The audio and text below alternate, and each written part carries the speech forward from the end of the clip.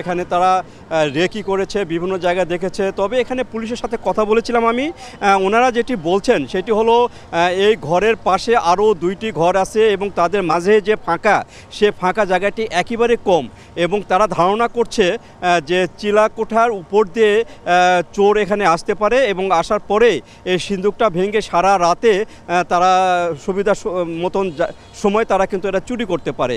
আর এখানে বলে রাখি যে এই উপশাখায় কিন্তু মাত্র 4 জন লোক এখানে নিয়োজিত রয়েছেন। একজন হলো ইনচার্জ, একজন হচ্ছে ক্যাশের দায়িত্বে থাকা, একজন হচ্ছে ওয়াশম্যান যাকে বলা হয় গার্ড, তিনি কিন্তু রাতে থাকেন না, দিনে থাকেন, আর একটা হচ্ছে ক্লিনার।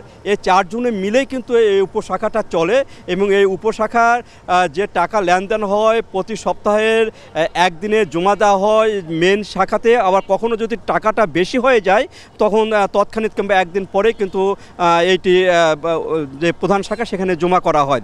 তবে এখানে গত কয়েকদিনে কিন্তু যে লেনদেন এটা কিন্তু বেশ ভালো পরিমাণ ছিল। এখানে প্রায় 29 লাখ টাকা এই ছোট্ট একটা উপশাখায় থাকার কথা না, তারপরে এখানে ছিল। এখানে জমা দিলেই পারতো। এখান থেকে যে মেন শাখা রয়েছে সেটি কিন্তু বেশি দূরে নয়, মাত্র 3 থেকে 4 কিলোমিটার দূরে। তারপরেও এখানে রক্ষিত রাখা হয়েছিল যেখানে কোনো গার্ড নাই।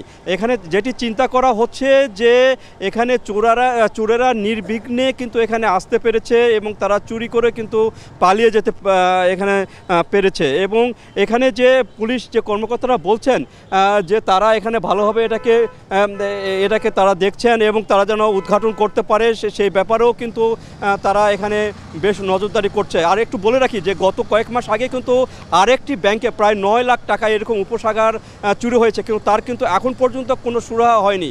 এইভাবে কিন্তু কয়েকটি ব্যাংকে কিন্তু এর ঘটনা ঘটেছে, যাতে করে মানুষের এখানে যে আস্থার জায়গা হলো ব্যাংক, সে ব্যাংকে কিন্তু তারা আর বিশ্বাস পাচ্ছে না। এই ছিল আমার কাছে শম্পা, বগুড়া থেকে সর্বশেষ।